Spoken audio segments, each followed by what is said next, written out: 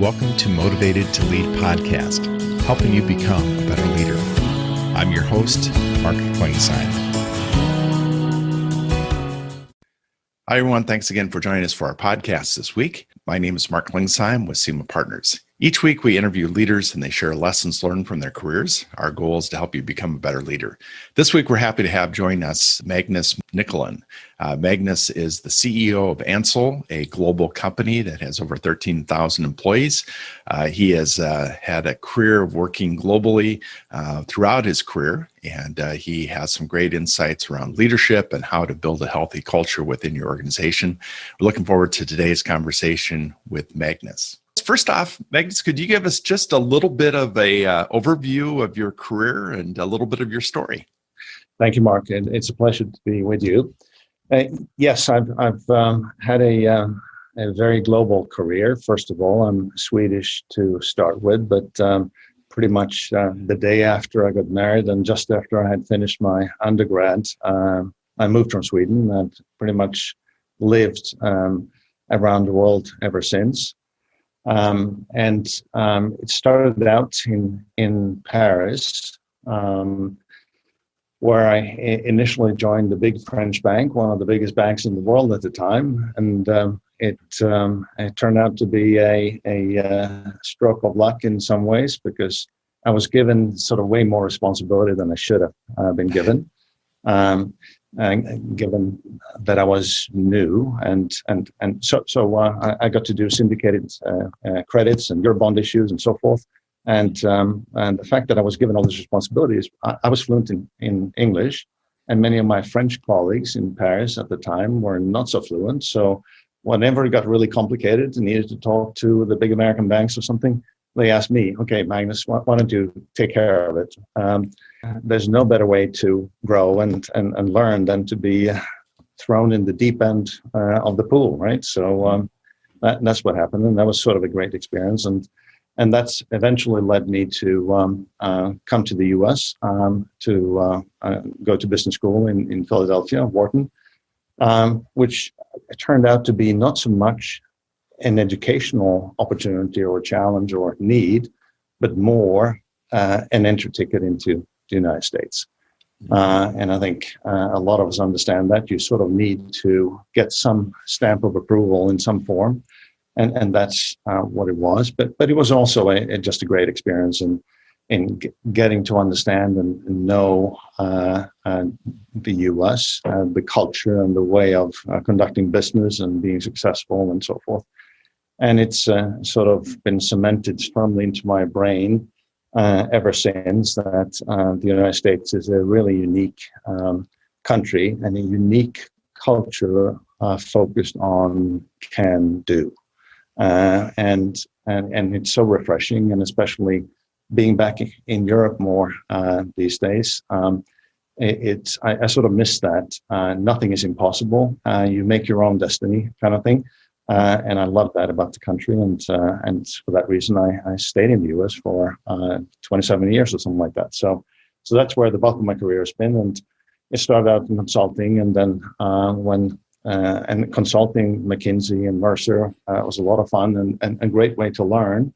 But fundamentally, it didn't sort of satisfy my need to do and drive and act, and that essentially led to at some point I left McKinsey and joined one of my clients, de facto, in a turnaround mission in Canada. So I was sent up to Canada for 3 years to fix the business there.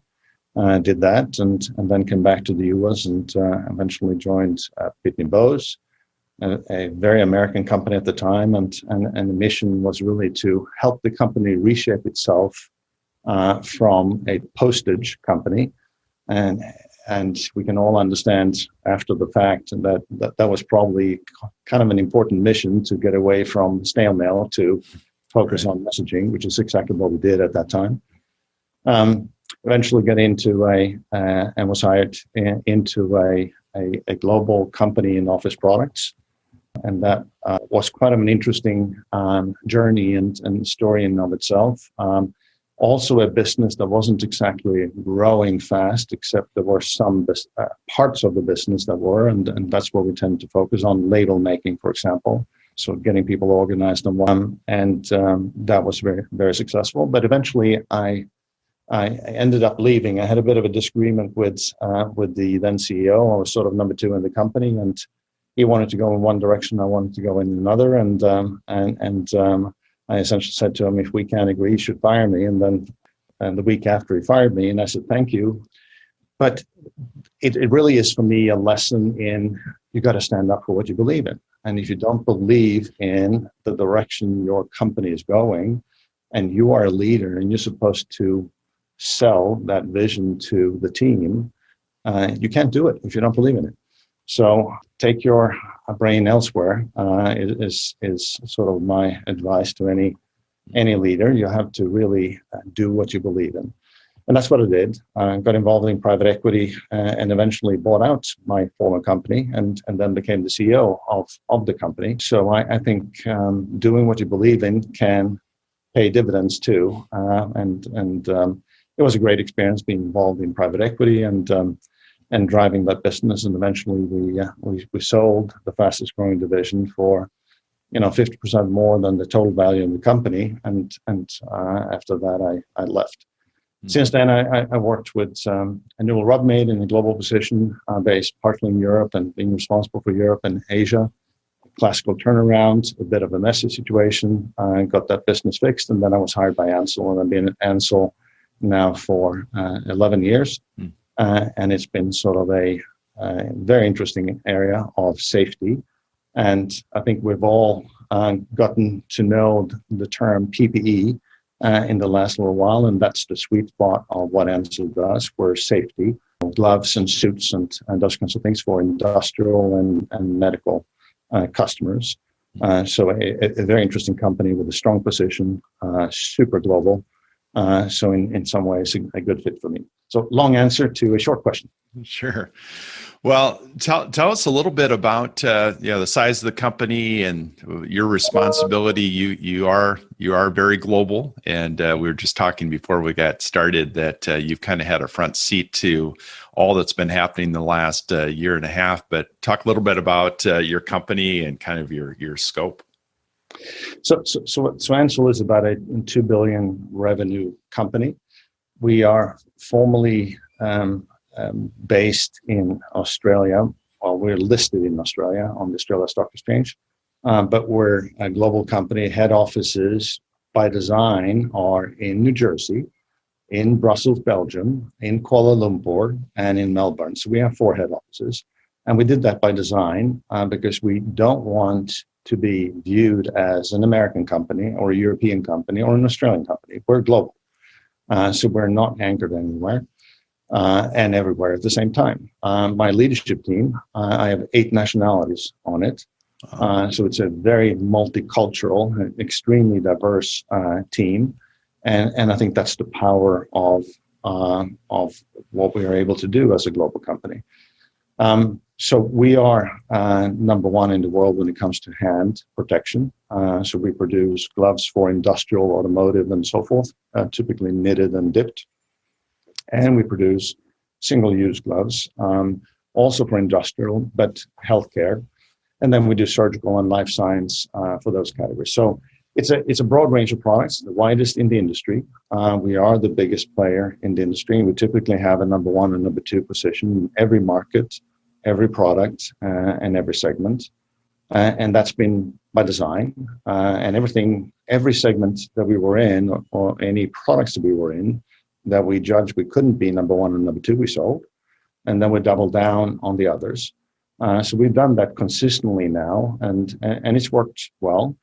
We've delivered a 4x increase in share price over the time. But more importantly, we delivered a capability where we have strength in innovation that goes really, really far. We're now starting to help customers anticipate injury. So, for example, we can put a little device on the back of your hand, and we can monitor your hand movements. And if you do too many of these twists and turns in your daily job at an automotive plant, for example, we can predict that you will get MSD, or musculoskeletal disease, 10 years from now. Wow. So stop doing that. So we can put a little buzzer on the hand that says, don't do that. And it will remind you, almost like a Fitbit device, that stop doing that. And we can demonstrate significant improvement in behavior, and therefore that you will not get MSDs in the future. This is tremendously powerful because you essentially avoid a $100,000 cost item for the company to take care of the employee who ends up with some ergonomic injury and so forth. This illustrates what you can do when you own a platform like the glove, and you can put intelligence on that platform and essentially help the company, the safety officer, but also the employee to actually avoid that and be safe. So we're a safety company, we're not a glove company, and that's what we preach all the time. We help customers take care of their employees, keep them safe and productive. Keeping somebody safe is easy. Keeping them safe and productive at the same time is really, really hard. So that's where our sweet spot is. Yeah, very interesting. Yeah, using technology to, you'd think a glove, there's not a lot of technology with that, but you're putting some additional things that they're definitely making a difference. Talk a little bit. One of my favorite questions to ask leaders as they come on the podcast is if you were able to spin back time, thinking back to when you were 22, what advice would you give yourself if you were able to go back, knowing what you know now, to a 22-year-old Magnus? It probably would be more along the lines of think longer term, plan your pathway a little bit. I think when I look back, it was probably a little bit too much hand to mouth. Do this, and then that yielded this opportunity and created sort of the next step. I think if I'd been a little bit more measured about do this for 2 years and then do that kind of thing, probably would have been a little bit more efficient, maybe a little bit smarter. But I think ahead. It's a bit like a chess game. You can't just think about the next move. You have to think 10 moves ahead. And that would be my advice. And who knows if I would have followed that advice. But it certainly is something you can conclude after a career in business, in living and working in multiple countries. Try and anticipate. You've hired a lot of people over your career and had responsibility. You have over 13,000 employees as far as in your company. So thinking about, and again, we have a number of first-time leaders, first-time CEOs that listen to the podcast. What advice would you give them around people on hiring and putting together teams? What are some things that you've learned? Yeah, I mean, some of it is quite classical, not very surprising. Hire the best people. Dare to hire people who are better than you are, because you will grow. You will cause yourself to run a little bit faster, and that's healthy for everybody. The other one is style. You can hire the best athlete, the best individual contributor, but they need to fit in to the company, to the culture, to the style you want to have. I think my biggest mistakes probably have been hiring a really smart person who then was difficult to work with or had a certain style about him or her that simply didn't fit. And then you create so much turbulence that even if the individual is amazing, the team loses in effectiveness. The leadership team loses in effectiveness. So a style assessment, really trying to understand how will this person fit in? What are the strong points stylistically and that you can leverage, and what are the potential pitfalls or watchouts that you're going to have to manage or decide not to hire because they're probably going to be too great. So style is a key one. And then finally, empower. If you do hire these amazing individuals, then they need room, space. So you can't babysit them. To give them room to be their self. That's what I've done in my whole career. Leave a lot of room for people to be strong, be hard driving, and then focus more on managing how it all comes together. You still need to put a shrink wrap on the whole management team and the plan and on the strategy. It needs to hang together. But within that, the individuals must be allowed to drive. So you've got so many cultures that are represented in your company, as far as geography and language and that. How do you keep a culture of an organization as large as yours is, and how do you keep that healthy? Talk a little bit about that. Well, we have from the first day with the company, we do an annual engagement survey. So we go out to, initially we did it with professional staff, and then we launched it to all staff, all 13,000, where we essentially interview them. There's like 30 questions. And we asked them about how we get things done and what do you like about the company, generally speaking. What about communication? What about training? So there's a lot of questions about how we work and what advice would you have? So it's a lot of check marks, and they're done in a couple of different ways so that you validate that you get the true opinion. And then there's some free-for-all kind of fill in your own commentary and whatnot.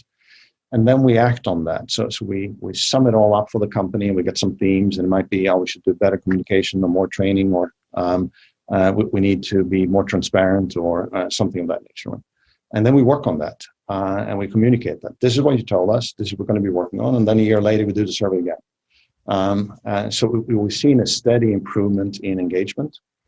Now, this was done on top of an organization that was actually quite passionate as it was. It was striking to me when I joined Ansell that there was a lot of fire in the belly in the company. People were very intrigued and interested in what the company is all about. And you can understand when you think about our mission. We're safety, right? So we're selling something that's really good for mankind. We always joke around saying that we're not selling brown sugary water. We're selling safety. We protect people from getting injured. And that loops back to a point where people are saying, hey, I really feel good about being part of this company because I'm helping the world. And so that passion was there. And if you harness that passion and listen carefully to their advice on how we can improve engagement further and so forth, I think you have a recipe to really bring the team together. And it doesn't matter whether you're sitting in Malaysia or in Sri Lanka or in Portugal or in Canada. It sort of comes together with the same noble mission, if you will, that we are protecting workers, healthcare workers, from getting injured or getting infected. And that's a good mission to have. And we do it in a way where management constantly shares with us what's going on in the company, regular updates, mission is laid out, here's your role, here's how it fits in. And by playing it that way, I think we are reinforcing that passion, and we're seeing it grow, and engagement is now getting to world-class levels. So. We talked previously that you do some things as far as to just keep your hand on the pulse of the company. There are times where you've gone out and you've met with a lot of team members and people that typically maybe a CEO wouldn't be meeting with, just to talk a little bit about your philosophy around that and kind of how you implement that in kind of a day-to-day. I sort of got started on this early in my career. It was sort of my first line job when I was running a buyer in Canada. We sort of laid out a plan, the turnaround plan, if you will, and pulled in almost every professional staffer in Canada into a different task force. So we had 14 task forces going, and the value of that was, as we developed the plan and the action steps that we were going to change to win again, the plan was owned by every employee in the company. They all had a stake in the plan. So that made me sort of see the value in really reaching deep into the company and understanding, the frontline salesperson or the warehouse worker or the customer service representative. And so based on that, and ever since, I've sort of in the teams I'm responsible for reached deep into the team and done one-on-ones. At Ansell, I have about 250 people that I talk to on a regular basis, one-on-one, sit down, either face-to-face or these days, obviously, very often video. Ask them some of the same questions or similar questions. How are you doing? How's your team doing? What is your mission now for the next 6 months? What's holding you back? Anything I can do to remove obstacles and that kind of stuff? Any advice for me? I mean, if you were the CEO, what would you do differently than what we're doing right now? And I sort of take note of all of these things, and they eventually emerge as themes. Okay, we probably need to change our stance on this one. The communication on what we're doing here was not good enough because I've now got 11 proof points to illustrate that it wasn't understood. So let's fix that. And of course, it's delivering some value, if you will, to them as well, because they're essentially saying, hey, the CEO thinks that I'm so critical that he wants to talk to me and get my advice. That's a good thing. People need to feel that their voice matters and matters greatly. And that's what I've been doing. And what's really good is my leadership team is doing it now as well. That's a force projection like you can't believe. I took to 250 together. We talked to 2,500 or something like that, right? And that's essentially the entire professional workforce of Ansell that we talk to, on a regular basis. There are no secrets. We know what they like. We know what they don't like. We know what we're missing and what we need to course correct them. So there's been a lot of lessons that CEOs and other leaders have learned in the last year that they maybe haven't learned previous, and talk a little bit about that. You've got definitely I've referred to as kind of a front row seat to the world and what's happened in a lot of different places. But what are some things that you've learned in the last year? Well, first of all, we're a safety company, so we need to demonstrate that we practice what we preach. And it started for us early. I mean, I had my first COVID crisis meeting last week of January in 2020. That's when it just started to hit in Wuhan. And we were affected immediately in our Chinese plant, and we had to shut down our Shanghai sales office shortly thereafter. So we codified some lessons learned very quickly from that early experience. In a couple of weeks, we had our plan of attack ready, and then we started to roll it out to all of our plants and offices around the world, even before COVID was viewed as a big issue. And so that helped us. We also decided early on that we are going to side on caution here.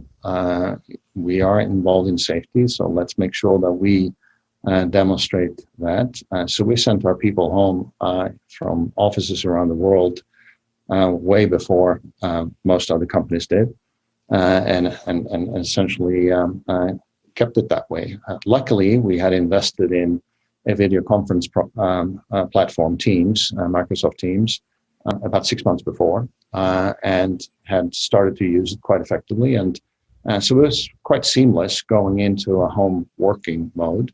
And the team has been very, very effective and very pleased with how they're performing and all that kind of stuff. So we decided to change our policy to the point where we're never going to go back to the way we were.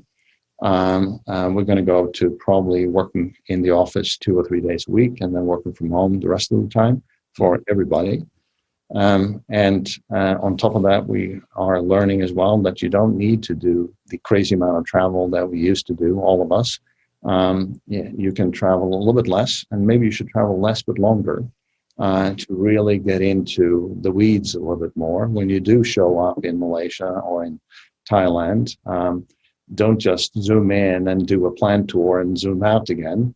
Well, go in there and spend some time with the team, and you'll really learn what's going on. And I think that's another lesson learned here, that we can see a silver lining from this terrible pandemic, and we can actually become better as a result of it.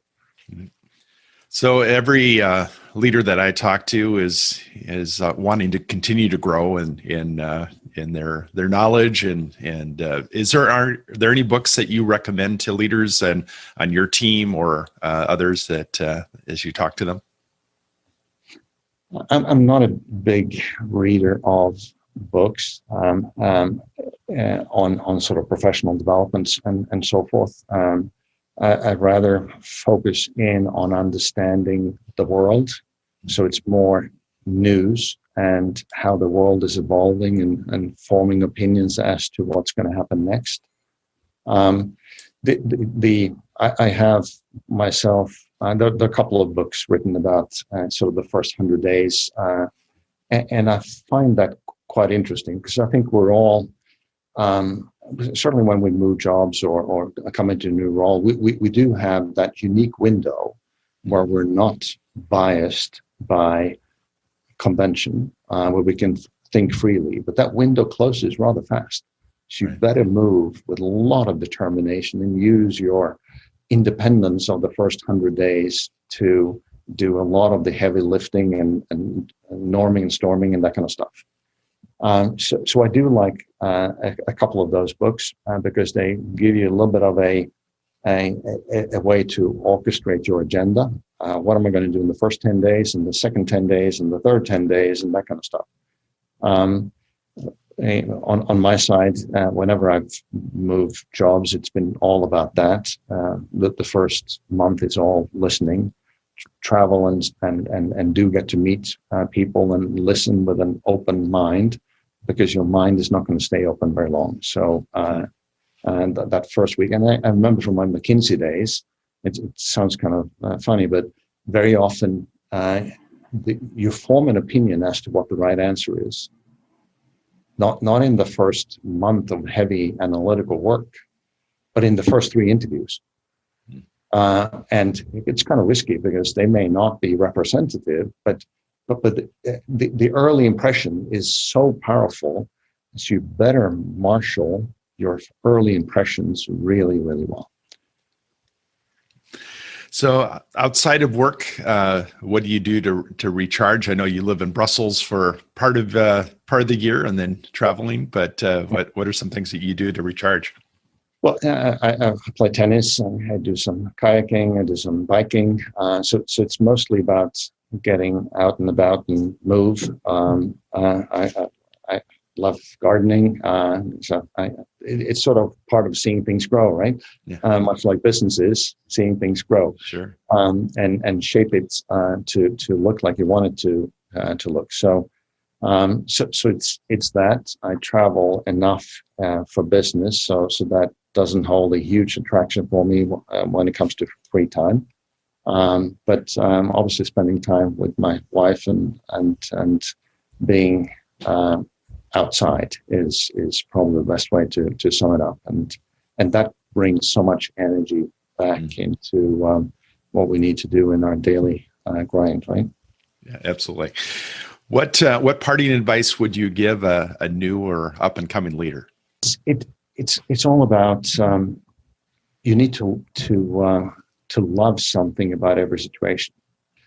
I mean, it's sort of a life lesson for me is in the early days in the Marines, in basic training, we're crawling through a muddy field, and it was raining and it was disgusting, and the drill sergeant was screaming over our heads, "Gilla läget," which that mean in Swedish translates into English, "Love the situation," right?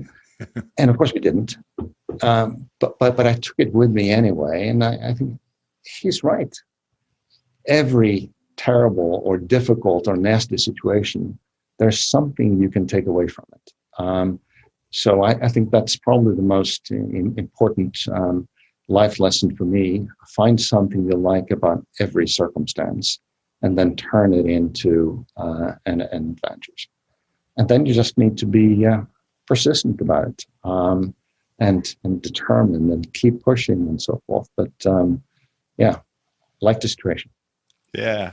Well, that's some great advice, and I know this conversation is going to be helpful to those that listen to it. And wish you continued success at Ansell and all that you're doing. And we'll look forward to seeing how the next year shapes up. But I know that everybody's learned some lessons that are valuable, and the things you shared today were definitely that. Thank you, Mark. It's been a pleasure.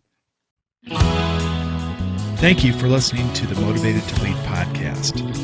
Please subscribe on iTunes. You can also see a video version of this interview at motivatedtolead.com. This podcast is brought to you by SEMA Partners, helping you find your next great leader.